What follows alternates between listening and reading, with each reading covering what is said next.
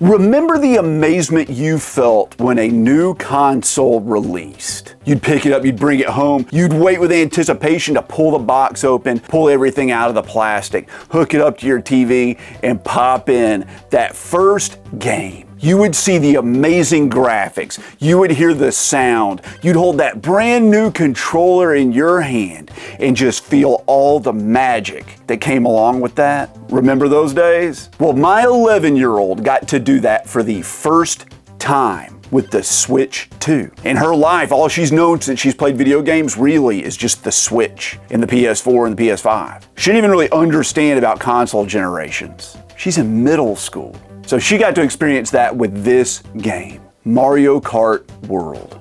Now I will say she started playing this game, she was infatuated with it for a couple days. And then you know what she did? She went right back to playing the Switch 1, Mario Kart 8, Minecraft. If that doesn't let you know something about the Switch 2, I don't know what will. Now this is supposed to be Nintendo's killer launch day title on the freaking Switch 2. And I'm not gonna lie to you, when I started playing this game, I wasn't really feeling it. I thought to myself, like, maybe I'm just burned out on Mario Kart, dude. I've been playing Mario Kart since it came out on the N64. I've played so much at so many parties, and I played Mario Kart 8 on the freaking Wii U. I played it on the Switch again. Like, if I had my fill of Mario Kart. And the truth is that Mario Kart World is just not as good as Mario Kart 8. It's just not.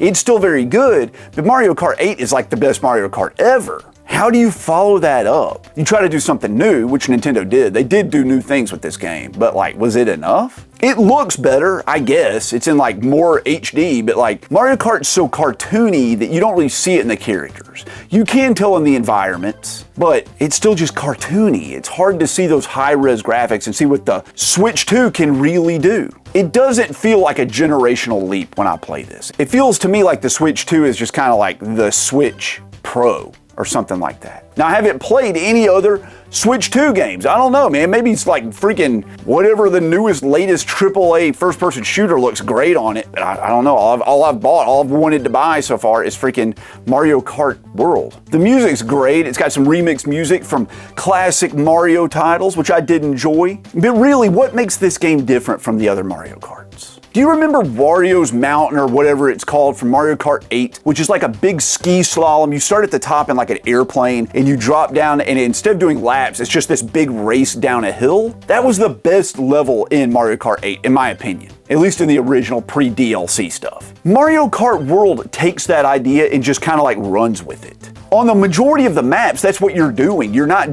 doing laps. You're just like going through an area. And even in a whole cup where there are 4 races, it feels like one long road trip. Right? You're going from one region to another. It's not like they're all water-based and there are like 4 non-related water-based levels. It's like they took one huge 20-minute long track and cut it into 4 different pieces. Kind of like the Gumball Rally or something like that. If you're comparing it to like a real-world race. You're not racing like around a track. You're racing from one end of like a country to the other end of a country. And it's neat. Between the races in any cup, there's like a rolling start. You don't start at a start line. You're already moving and they like count you off and you take off. That's neat. It's a small difference, but it does add some flair and pizzazz to the game. Now you can also like parkour off stuff, right? If you're in the air, hang gliding or whatever, you can flip. If you hit a wall, you can flip off of it. If you land on top of another character, you can flip off them. And those give you those little like boosts in your speed, which when you chain them together, you can start going really fast. And that's kind of what this game's about, is learning how to do as much parkouring as you can in the various races. It makes the gameplay very chaotic, but it gives you more opportunities to do cool crap. And I did like that. Also, you can defend against blue shells now.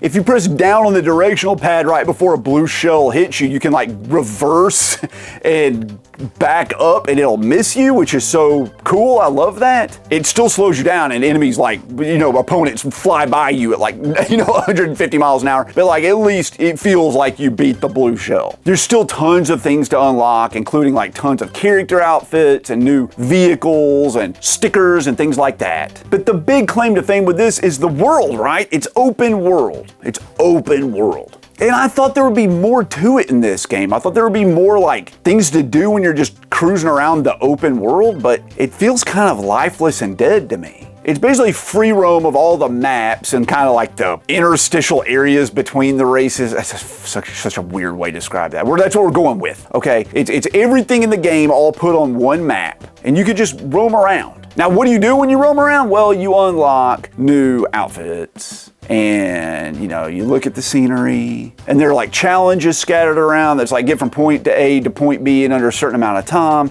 But that's like it. I thought there were gonna be like missions or like story quests or something like that. Like you'd be Mario and you drive up to like Peach's castle, and Peach would be there, and she'd give you like a quest to drive to the other end of the map and like retrieve something or beat some opponent. Like, you know, you gotta beat Bowser to the Mushroom Kingdom to save Toad or something like that. I thought that would have been really cool, but they just didn't do that. And speaking of not doing things, have you done this already? YouTube tells me you're supposed to do that. Subscribe to the channel and leave me a comment and click the like button and freaking hype the video. You're supposed to do all those things all the time on every video. Don't you know that? Well, I hope you at least do that here. It does really help me out in the YouTube algorithm. And I appreciate you if you do. But just watching the video, that helps a lot as well. Now, something that's really cool in this is like the knockout battle mode, which is essentially a battle royale in Mario Kart. Battle royales are the thing now. You have PUBG, you have Fortnite, Tetris, freaking F-Zero, like so many battle royals. Why not have it in Mario Kart?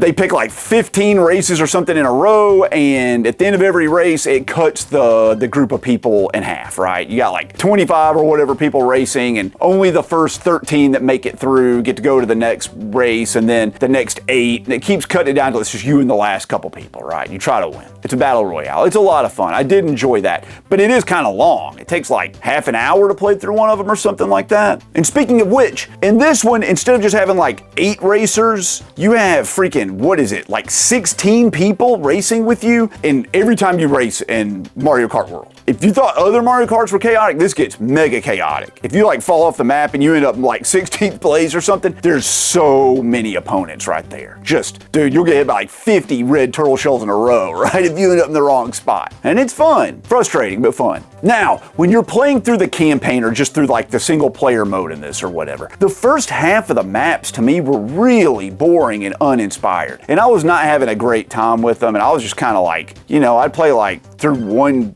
circuit or one cup and then I just stop. I didn't even have any inspiration to continue the first few times I played this game. But the second half of the cups are great. They're so much better. They should have put some of these up front, right? Like the Bowser levels and the unlockable Rainbow Road and all that stuff. That needs to be at the beginning of the game, because at the beginning of the game, I'm just like, oh my God, what are we doing here? Like, this feels just so lame and not fun. So the second half of the game is more heavily loaded than the front half. This game is very, very good. Like, it's a great game, but it's one of the least exciting Mario Kart releases I can remember in forever. Maybe that's because the Switch 2 has just had such like a meh release. Like, I know Nintendo was like, it is outselling the Switch in the same time period. Yeah, because you couldn't get a Nintendo Switch when it first came out. People waited like years to get, like, I just walk in any store right now and buy a Switch 2, right? If it was like a 2-year waiting list to get one, yeah, of course it's selling more. It's readily available.